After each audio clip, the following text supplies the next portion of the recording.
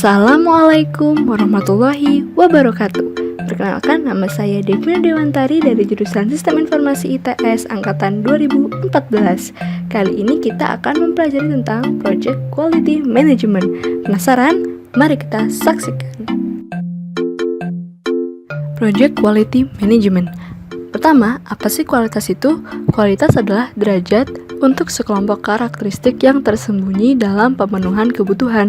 Menurut prinsip modern quality management, kualitas itu harus direncanakan, dirancang, dibangun, bukan di dalam pemeriksaan. Modern quality management harus mengakui kepentingan dari kepuasan pelanggan, pencegahan lebih dari pemeriksaan, pengelolaan tanggung jawab, kemudian pengembangan berkesinambungan. Proses-prosesnya ada planning quality management, performing quality assurance, dan controlling quality. Planning quality management yaitu pengidentifikasian standar kualitas yang relevan untuk proyek dan bagaimana cara untuk memenuhinya. Melihat lagi ke project scope management, scope biasanya diminta customer sebagai pengontrol quality, functionality, system outputs, performance, reliability, dan maintainability. Performing quality assurance yaitu menerapkan rencana aktivitas kualitas sistematis untuk menjamin semua proses pekerjaan proyek yang dibutuhkan memenuhi kebutuhan. Controlling quality yaitu suatu pengawasan dari hasil proyek untuk menetapkan apakah hasil tersebut dapat memenuhi standar kualitas dan mengidentifikasikan cara untuk mengeliminasi penyebab dari kinerja yang tidak memuaskan. Tujuan quality control adalah menaikkan kualitas dengan outcome, acceptance decision, rework, dan project adjustment. Tools dan teknik yang digunakan, yang pertama ada cause and effect diagram, yaitu diagram fishbone di mana akan mendeskripsikan problemnya, kemudian memasukkan masalah-masalah tiap problem. Tools yang berikutnya adalah control chart. Control chart ini bentuknya seperti ini, di mana ada titik-titik untuk menandakan performance-nya dia.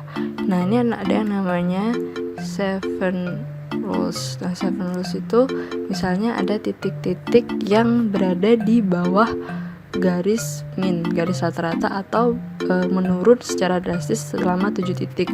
Misalnya yang ini 1, 2, 3, 4, 5, 6, 7. Maka titik ini dinamakan lower control. Terus yang di sini juga ini 1, 2, 3, 4, 5, 6, 7. Nah, 7 rules ini dia terviolasi atau terabaikan. Maka di mana titik terakhir dari titik ketujuh ini menandakan bahwa dia misalnya dia sebuah mesin, maka dia butuh adjustment. Yang ketiga adalah check sheet. Nah, check sheet ini bentuknya seperti ini, dimana ini akan mendaftar komplain-komplain dari tiap hari yang sudah ditentukan dan menentukan mana hari yang paling banyak komplainnya. Ada scatter diagram. Scatter diagram itu bentuknya seperti ini. Nah, ini scatter diagram menemukan apakah ada hubungan dari dua dimensi.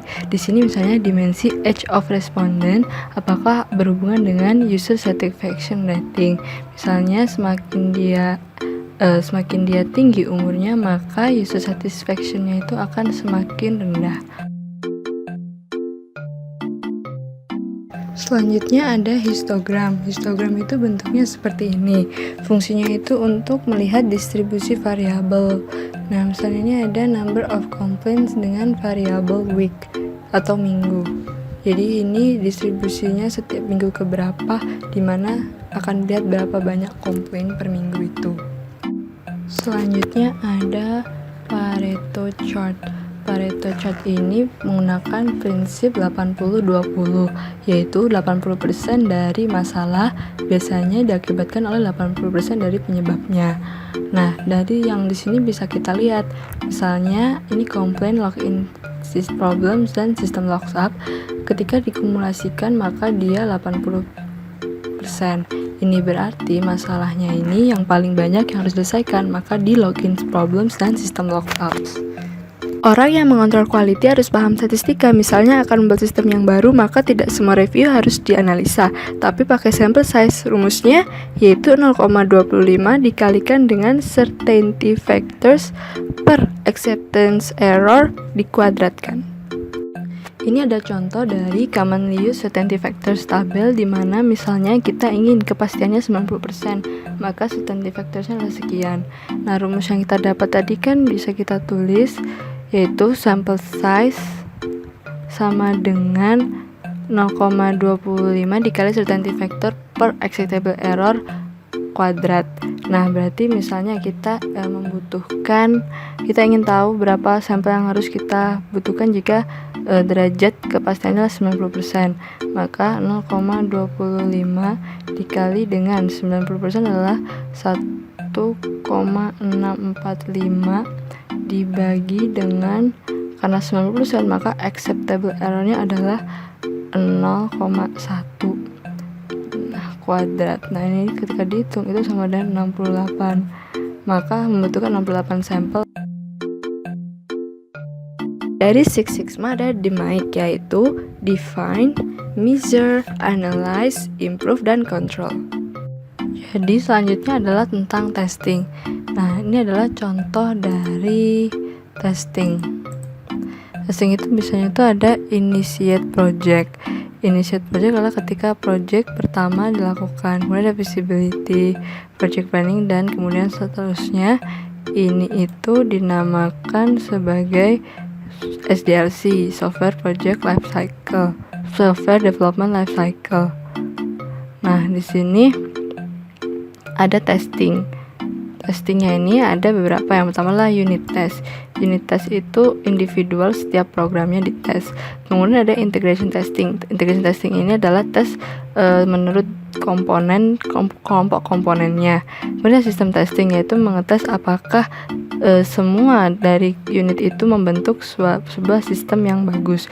Kemudian ada user acceptance testing, yaitu testing yang dilakukan secara independen di lingkungan usernya. 5. Kategori biaya yang berhubungan dengan kualitas. Ada prevention cost, yaitu tentang perencanaan dan eksekusi proyek. Kemudian appraisal cost, yaitu biaya pada saat evaluasi. Kemudian internal failure cost, biaya yang dikeluarkan sebelum diberikan ke customer. External cost yang tidak terdeteksi. Kemudian instrument and test equipment cost, yaitu biaya utama perlengkapan yang digunakan dalam pelaksanaan pencegahan. Terima kasih telah menyaksikan episode kali ini. Semoga yang tadi kita bahas bermanfaat ya. Salam MPTI.